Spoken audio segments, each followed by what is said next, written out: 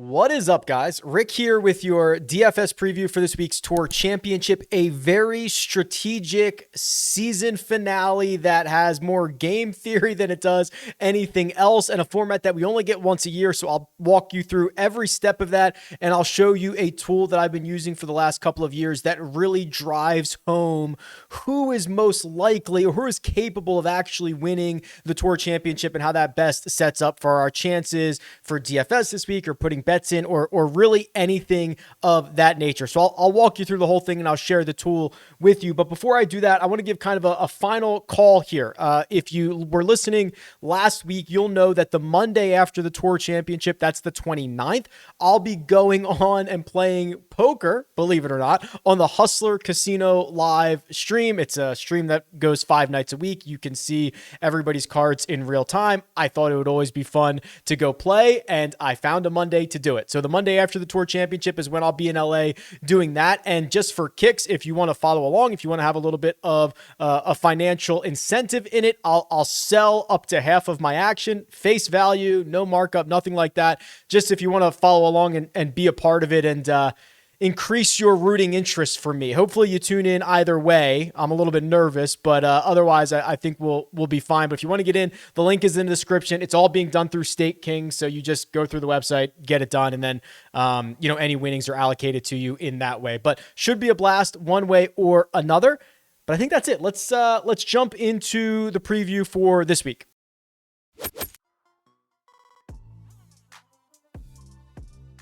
East Lake, let's go. Atlanta, Georgia, the final 30 in Atlanta for the Tour Championship. We're going to talk about the staggered start, all that fun stuff, but let's get through the course preview here first. So if you look at the regression model, which remember, this looks at every PGA Tour stat over the last dozen years, we have a really strong really strong data from East Lake because we always play it at the end of every year. It's always the final third. Like it's just great data that comes out of it. And what you'll find is that, believe it or not, driving accuracy is the most strongly correlated stat to success here. So that does not mean you have to hit a bunch of fairways, not necessarily. That's obviously great. It just means that accurate drivers of the golf ball for that year are ones that have generally found more success than others when they get to this golf course. So it ranks 8th. That means there are only 7 other courses on the PGA Tour in which driving accuracy is more correlated to success. Off the tee also falls into that category. That's why you see 16th there. It's one of the other more important stats. So there's only 15 other courses in which strokes gained off the tee is more important. And then right there with it is strokes gained approach. So we've got a 15 rank there. That means there's only 14 courses in which strokes gained approach is more important. So let's play out of the fairway. Let's take dead aim on our second shots and let's see how it goes at East Lake. I'll show you all of the numbers and the history here and all that fun stuff, but I can't wait any longer, right? Like normally I would come to the cheat sheet, which I'm happy to show you, but we need to talk through the matrix. We need to talk through the format. Let's start with the format. Top 30 golfers in the FedEx Cup standings. There is no cut. They will start with a score. So because Scottie Scheffler was number 1 in the FedEx Cup standings before this week or heading into this week, he starts in position number 1, 10 under par. I've designated that on the cheat sheet. So you're able to see what the starting strokes are. That's listed as SS on the cheat sheet, starting strokes. Scottie Scheffler has a 2-shot lead on Patrick Cantlay, who is going to begin the tournament in second, Will Zalatoris in third, Xander Schauffele in fourth, 7 under and 6 under. And then guys at, there's a handful of guys or there's one guy, Sam Burns at 5 under, bunch of guys at 4 under, 3 under, so on and so forth. So this is incredibly important, especially when it comes to fantasy scoring. When this tournament starts, right? When lineups lock on Thursday morning before anyone has hit a shot, finishing position points are going to be allocated. So Scottie Scheffler, before he hits a tee shot on Thursday, will have 30 finishing position points for his win. Now, he is not necessarily going to have the prerequisite birdies and pars that you would normally need to get to that finishing position, right? So over the course of a 4-round tournament, you make a bunch of birdies, you're more likely to get more finishing position points. Not really the case here. He's just handed those 30 points. And if he makes 2 bogeys out of the gate and Patrick Cantlay makes a birdie, boom, Patrick Cantlay's up to 30 finishing position points. Scottie Scheffler's down to 20, just like that. It can happen very, very quickly. We'll talk about the scenarios here, but keep in mind, they are going to start with finishing position points. So what you're going to try to find is a combination of golfers who can significantly improve their position and also have built-in finishing position points. I think it was last year or the year before, like Ches Reavie was the big mover, right? He started down at like 1 under or even par, and he got up to like 6 under or 7 under or whatever it ended up being. He was just one of the big movers. Kevin Na was a big mover last week, right? You know, he didn't win the Tour Championship. He did not get first place finishing position points, but he earned a lot of fantasy points in the process and improved his position. And because there is built-in finishing position points, the salaries are like salaries you've never seen before, right? Scottie Scheffler is $13,600. Patrick Cantlay's $13,000. It goes all the way down to $5,000, which is how much Tom Hoge costs, right? So this is just kind of a bizarre little event, and not even mentioning the fact that you're going to be rostering 6 out of 30 golfers, right? You're going to roster what? 1/5 of the entire field in every single lineup that you make. So the ownership is going to be wild. So we're going to need to play a little bit of game theory. But I think where we need to start, and this is always the most important thing, because this format, we're in the 4th year of it, it fries people's brains. Okay, when they come to me and they say, Rick, someone at 1 under par can win this golf tournament easily. It's like, no, not really at all, right? There's probably only, we'll go through it together. Let's call it, there's probably only 6 guys that have like a real chance of winning the Tour Championship with the starting strokes, and that's by design. That's what the PGA Tour wants, right? So we'll go through those scenarios, but I'm going to try to lay something out for you. And this is what I've been showing you for the last couple of years, and I've improved it a little bit this year, but it's this Tour Championship matrix. So you'll see on the cheat sheet, you can actually click this download button. You can just download it and mess around with this yourself. So I'll make that available, but here's what it looks like and why it's important. Look at this beauty. It's a lot of numbers. It's a lot of conditional formatting. I'll take you through it, and there's a lot of tabs at the bottom. So basically what I've done is I've preloaded in the data for everybody in this field over their last 12 rounds, their last 24 rounds, their last 36 rounds, and their last 100 rounds. Let's start with 36. It's a really good number. It's been very highly correlated to success, not only if you run the numbers, but like in general as of late. So what this matrix allows you to do is kind of look at the different scenarios. So if we kind of go left to right here, we can see I've got all the players loaded in by their starting score. I included salary and DraftKings finishing position bonuses and all that fun stuff. But this section here, the strokes gained, is really important, because what we're trying to do is say, okay, if everyone plays to their average, who wins this golf tournament? And the answer to that is Scottie Scheffler. Okay. If you use the last 36 rounds, if you want to use the last 100 or 24 or 12 or whatever, because if everyone plays to their average, Scottie Scheffler is going to gain about 7.19 strokes to the field. That's not as much as Patrick Cantlay. It's not as much as Will Zalatoris. It's not as much as Xander. It's not as much as Tony Finau or even Rory McIlroy over the last 36 rounds. However, that 2-shot lead is very, very important. So if every single golfer plays to their average, Scottie Scheffler will gain what is essentially 14.3 shots to the field, including his starting strokes, and Patrick Cantlay will gain 12.69. So Scottie will win by 1.6 shots. Okay? Are we following along so far? So that 2-shot lead that Scottie had actually gets cut into, but it is big enough to allow him to win. That is if every single golfer in this field plays to their average. So now here's where things get really spicy. This gray column P, is the column you're going to want to mess around with. So we say, okay, well, what is it going to take for Patrick Cantlay to win? And I've loaded this in with every golfer at their 50th percentile performance. So that just says they're going to play to their average, every single golfer. What if Patrick Cantlay plays to his 55th percentile? Not enough to overtake Scotty Scheffler. What if he plays to his 60th? Yeah, that'll do the trick. Even playing to his 57th percentile performance, which is not that crazy. So if every single golfer plays to their average and Patrick Cantlay plays a little bit better than average to his 57th percentile performance, that allows Patrick Cantlay to win. It is a very easy path for Patrick Cantlay to win. So that's asking Cantlay to gain, let's see here, 9.4 strokes to the field. How often does Patrick Cantlay gain 9.4 strokes to the field?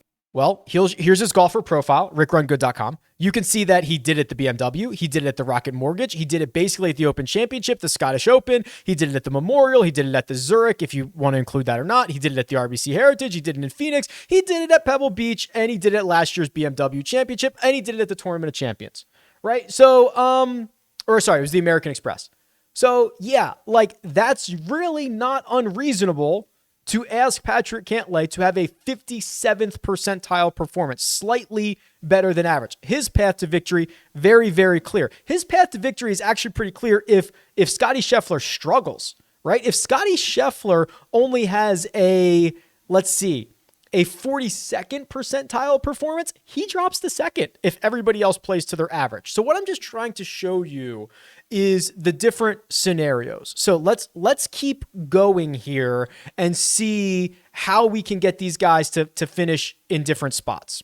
This is the matrix that I use to correctly identify that Rory McIlroy was basically the furthest guy back that could have won this in, I think it was 19, where he started at 5 under par.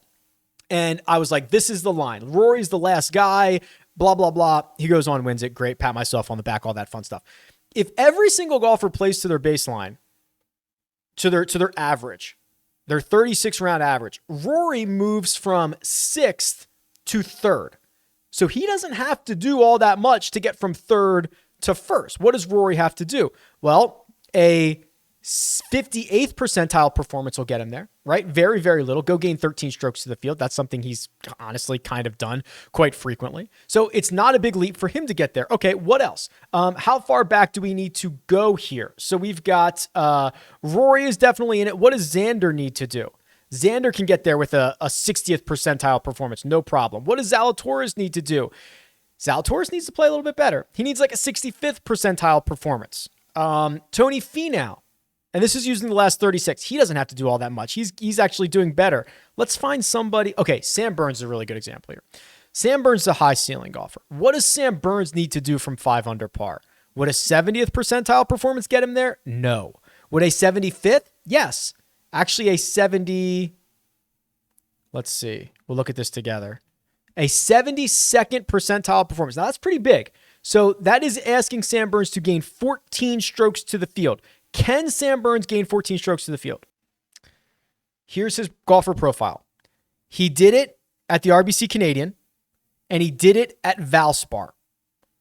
That's basically it. He did it at Valspar in 2021 as well. So he's basically done it 3 times in the last little over a year, but he's done it twice since March.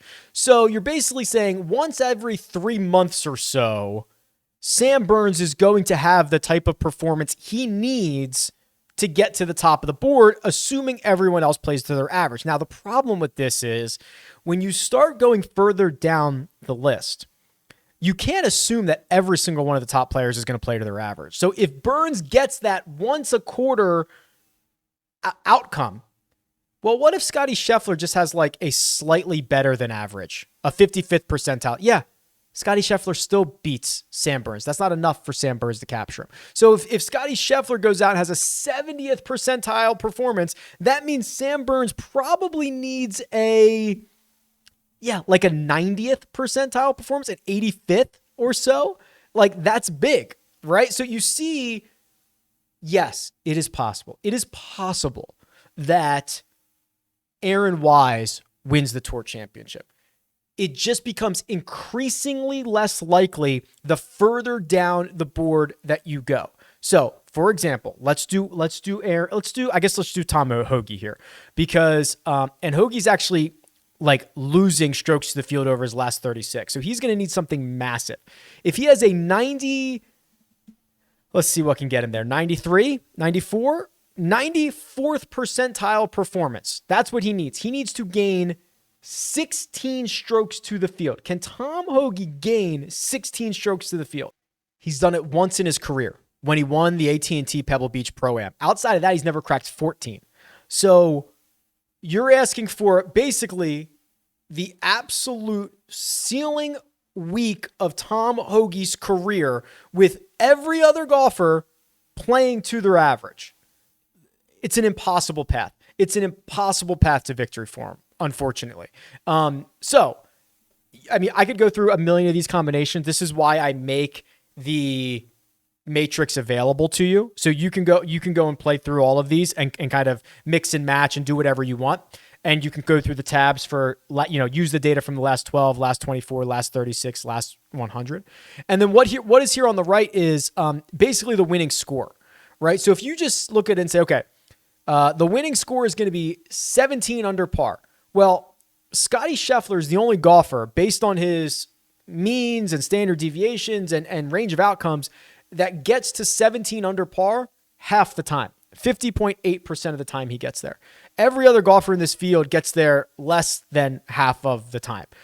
So you can kind of look at it that way. If the winning score ends up being 22 under, Matt Fitzpatrick, based on his starting position, will only get to 22 under 14% of the time. And that doesn't even guarantee him victory, right? That just guarantees that he gets to that score. Because there could be other guys who get to that score too. You could have both Matt Fitzpatrick and Scottie Scheffler get to that score. So I keep this grid in here because I don't think people realize how important these starting strokes are actually going to be in determining the winner of the FedEx Cup.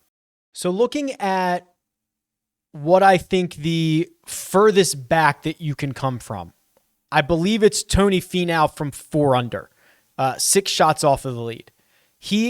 Using the last 36 round data, he would need a 67th percentile performance. Him gaining 14 and a half strokes to the field. Now, him gaining 14 and a half strokes to the field is something he's done in 2 of his last 4, in 3 of his last 7. He's done that pretty routinely this summer and into the fall. The other thing is, what I also punched in, if you saw, is that not only Finau was going to have a 67th percentile performance, but everyone above him plays above average, 55th percentile. So, I'm not predicting disaster for everybody else. Like, you have to assume these guys are going to play pretty well. I believe Tony Finau is the furthest back the winner will come from. So I believe that these are your, this is the list of golfers that can actually win the FedEx Cup without something outrageous happening. Scottie Scheffler, Patrick Cantlay, Rory McIlroy, Xander Schauffele, Will Zalatoris, Tony Finau. I believe it's those 6. It would take a heroic effort from Cam Smith. It would take something magical from Sam Burns, even though he's starting closer at 5 under. Like, let's look at John Rahm. Like, John Rahm's his ceiling is so high. What could we get on Rahm here? And if we use last 100, I bet you Rahm shows up a little bit better here. Yeah, so Rahm, if we use last 100, see, Rahm still needs like a 73rd percentile performance. He needs to gain 13 strokes to the field.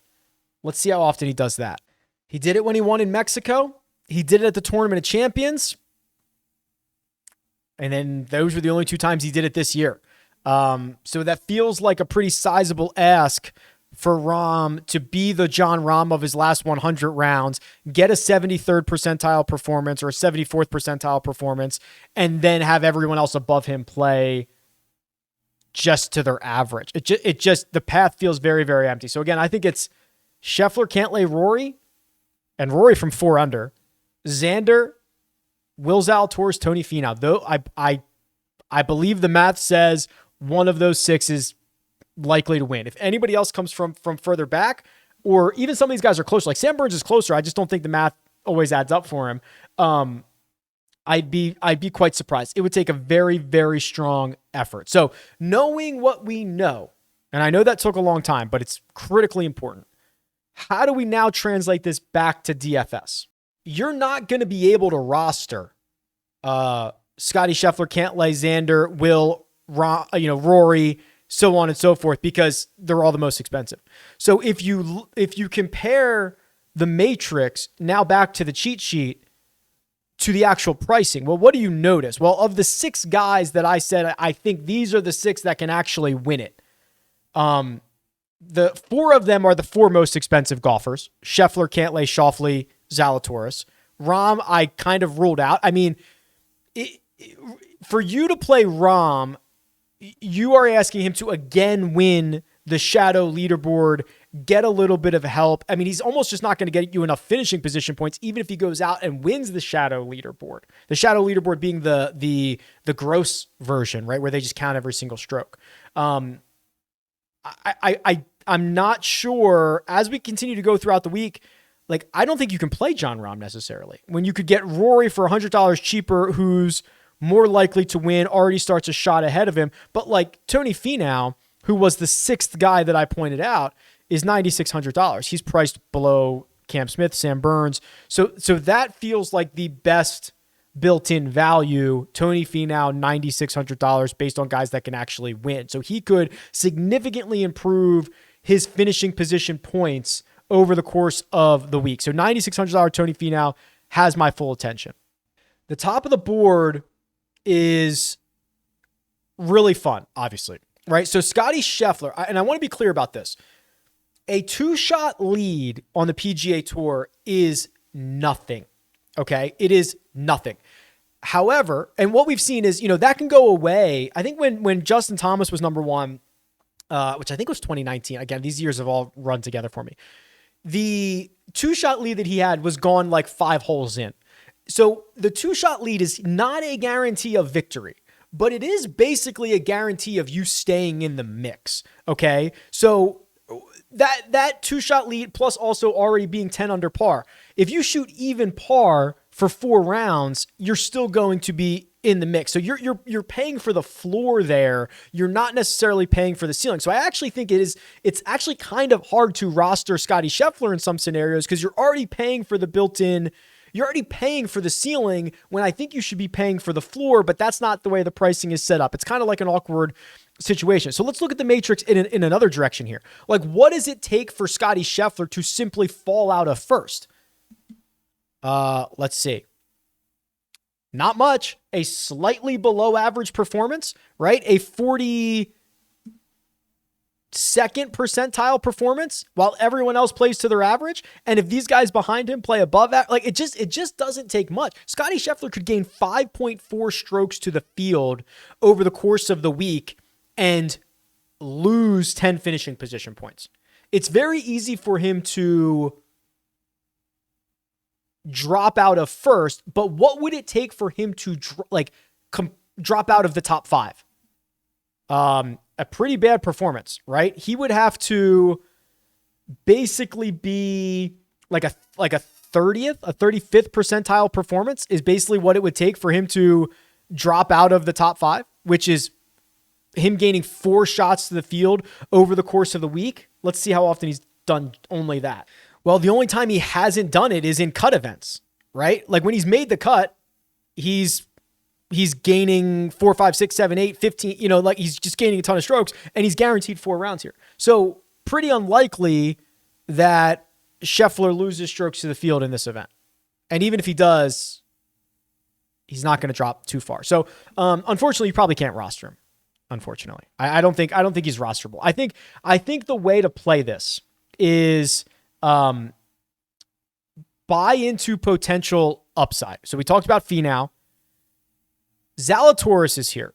What do you want to do with Will Zalatoris? Because he withdrew from the BMW Championship. He was like 4 under par, the back injury. That's pretty concerning, right? But he is 3 shots off the lead, 1 shot off of second. Hot as a pistol right now. We kind of want to get some more information, but I will tell you this, even if we don't get any more information, will that be enough to keep people away from Will Zalatoris, the WD, with injury last week. That was a public injury, right? There are so many times where a guy withdraws and you never see any footage, you never hear about. We literally watched him getting treatment greenside and the physical pain he was in. When you are rostering 1/5 of the field in every single lineup, the ownership percentages are going to be critical, right? So if you could somehow promise me Will Zalatoris at half the ownership of Xander Schauffele or something to that effect, I'd be very, very interested in that. So we'll know later in the week, Wednesday, 3 p.m. Eastern time, Rick Run Good YouTube channel. That's we'll get some projected ownership stuff as the week goes on, and maybe we'll know some more news. But Zalatoris, with his position and his recent form, is the X factor around here. Now, when we start to get below this into like the 9s and the 8s and the 7s and all that stuff, we've got to start finding guys that can make big moves.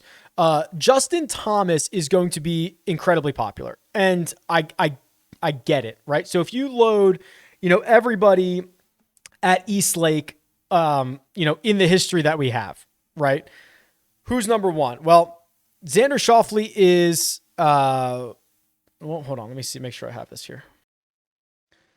Xander Schauffele, number one, 20 rounds, gaining 2.05 to the field, a win, a T7, 2 runner-up finishes, a T5. Now, remember, those are, when we switched in 2019, those finishes are, the actual finishing position is the FedEx Cup, but like the strokes gain stuff, that's just all raw. That's the gross stuff. So that's probably what you'd prefer to look at.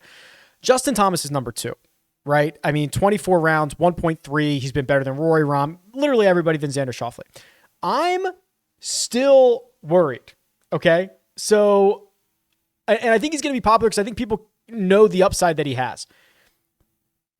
The saga of Justin Thomas with the putter continues. Let me pull it up here so that you can see it. It's now 5 straight events in which he's lost strokes with the putter.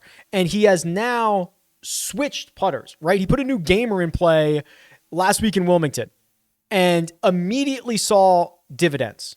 He gained 2 strokes putting in the opening round at Wilmington Country Club. And I was like, oh no, like I'm about to get burned here on a JT putting week because he put a new club in I didn't know about, and he gets shorter, and it's like, oh no, he just fixed it. Well, he didn't. He then lost a stroke and a half, 3.5, and another stroke over the final 3 rounds, lost in total.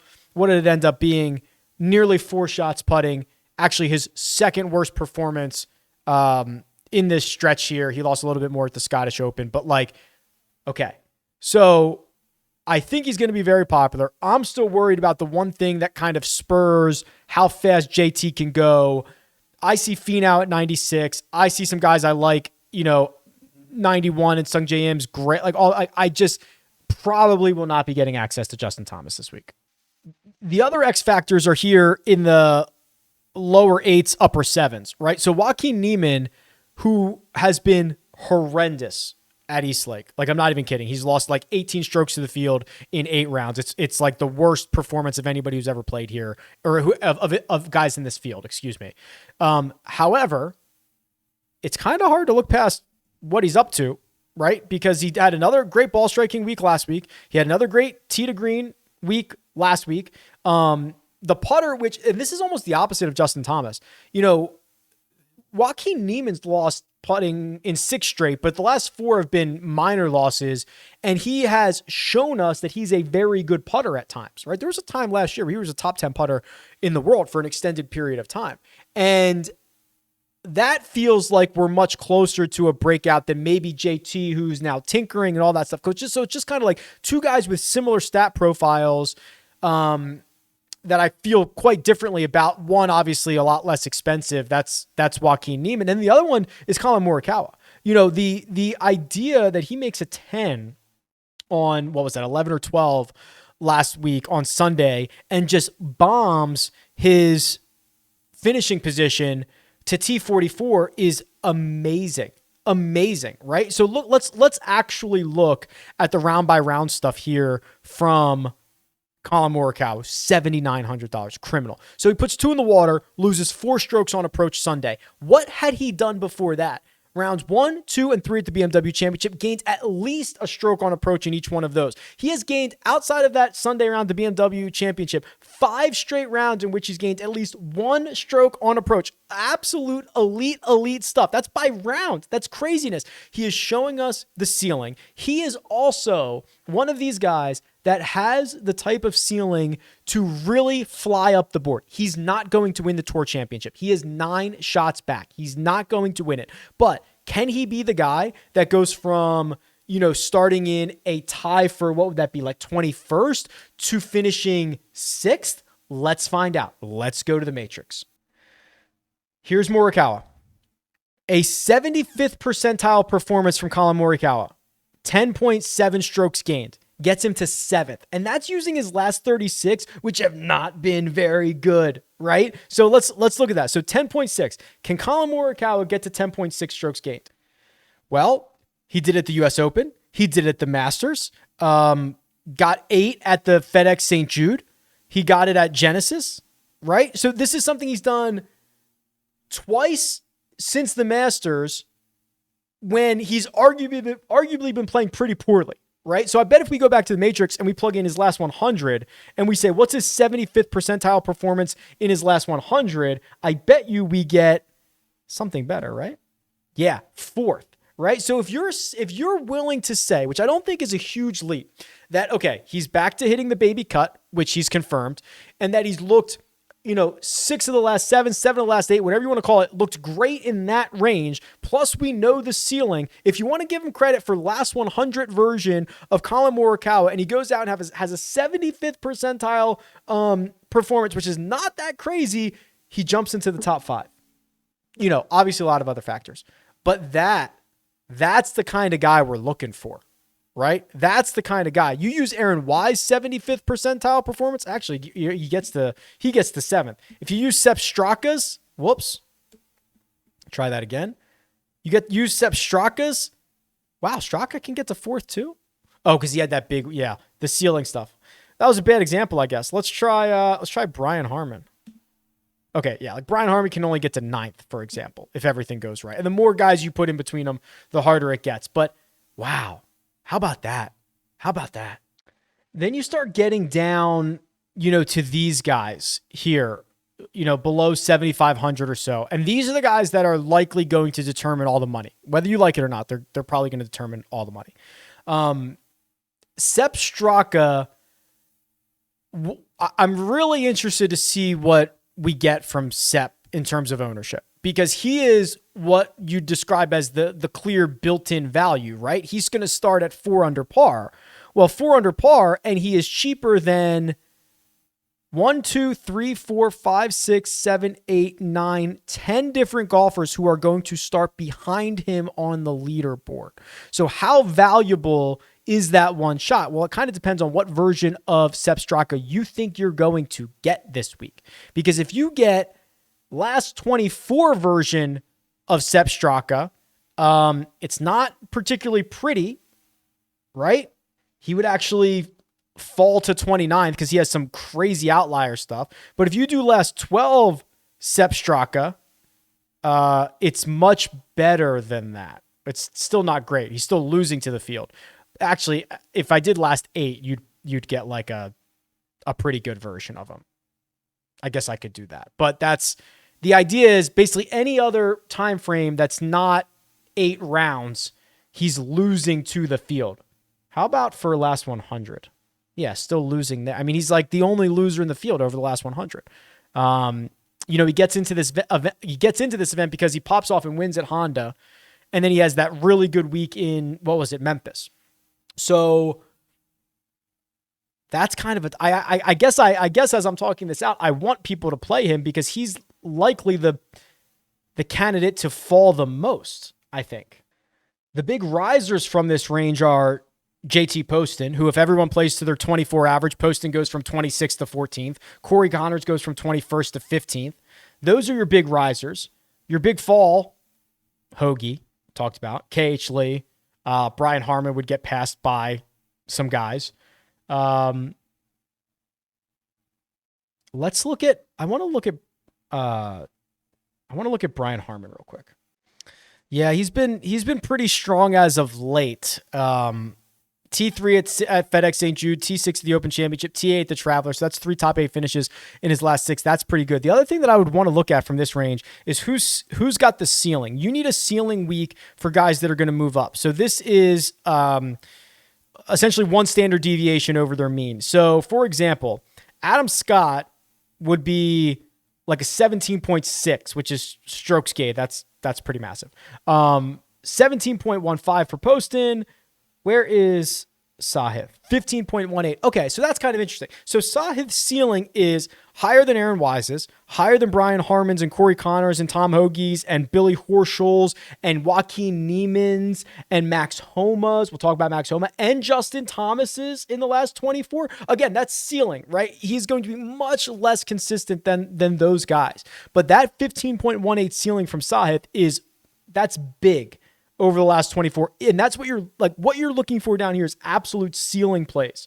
You want him to go from 26th to 9th, right? That's the path. I had one more thing I wanted to look at. Max Homa terrifies me. Can we do, I love you, Max. Can we do this? Is this not screaming red flags to you? The guy who was, there was a stretch of this summer where he was, for last 24, 36 or whatever, like the best ball striker on the PGA Tour. He's still driving it fine. He has lost strokes on approach in 5 straight, -3, -3, -1, small loser, -3. Yikes. That's pretty concerning. Now goes to Eastlake for the first time. Yikes. I continue to be worried about that. So that worries me a little bit. So again, I know I've just thrown a lot, like that's a lot. And we're going to do a model here in a second. But this is like a game theory strategy week. And just to recap all of this, you want to pay for floor at the top and ceiling at the bottom, I believe. The golfers that I think, the 6 golfers that I think can win this are Scotty Scheffler, Patrick Cantlay, Xander Schauffele, Will Zalatoris, Rory McIlroy, and Tony Finau. Those, based on their finishing positions, those are who I believe are going to win. The guys at the bottom, like a Sahith, who has a really high ceiling, an Adam Scott, who has a really high ceiling, Colin Morikawa with a really high 100 round ceiling, a Joaquin Neiman. Those are exciting guys that worry me. Justin Thomas, Max Homa, guys that I just don't think you can necessarily feel super happy about rostering. Scotty Scheffler, because you're paying for the lead and we know it's no guarantee that he's going to get those 30 points. I actually think Jon Rahm's quite difficult to pay for because his path to the top is quite narrow and you're paying for it, right? Like that's, he's by far the most expensive guy. Wow. He's the most expensive golfer starting at 5 under or worse, and he's starting at 3 under. So you can get Burns at 5 under for $1,000 cheaper. It's so that's tough to me. But this is really, and then Will Zalatoris is like the absolute X factor, right? If you think we can get a healthy 4 rounds out of Will, he 100% could win this whole thing, which is kind of exciting. Let's run a model and see what that comes up with. So we could do last like 20 rounds. We're in it now, right? Most of these guys outside of like Cam Smith have played, the first 2 playoff event. Like this is just 5 starts for most of these guys. Let's say, so what did the model say? The model said accuracy, and off the tee. So like, we'll kind of do just like a little like 15 on accuracy, 10 on distance, do our own weighted, strokes gained off the tee. We know that strokes gained approach is critical. So we're going to go like 30 there. So that leaves us with 45. Then what we'll do is go, Eastlake can play pretty difficult. Let's throw bogey avoidance in there, which is always fun for 20. And then our last 25, let's just do fantasy points gained. Like that's what we're playing, right? And we want guys who are going to be able to move up the board. So let's do that. There's only 30 golfers. My number 1 golfer is, oh boy. Yeah, no surprise. Tony Finau, number 1. Scott Stallings, number 2, believe it or not. Yeah, last 20, he's been phenomenal. Rory, Will Zalatoris. I'm sorry, Rory, Xander, Will, Cantlay, Scotty, Sungjae, Corey Connors, John Rahm. Sepp Straka is dead last for me. That's probably no surprise. Homa's 25th for me. JT is 18th for me. Now, this is just one of many models we could run, but yeah, very, very interesting stuff there. So again, the Matrix is a fun little tool to play around with and see how likely it is for these guys to actually win the golf tournament. It's linked on the cheat sheet. You can have at that. It's going to be an absolute blast. I know I threw a lot at you there, but betting previews coming Tuesday, live chat on Wednesday. You can holler at me on Twitter, all that fun stuff. Yeah, should be a blast. Tweet me at RickRunGood. Leave a comment below. Best of luck, and I'll talk to you guys soon.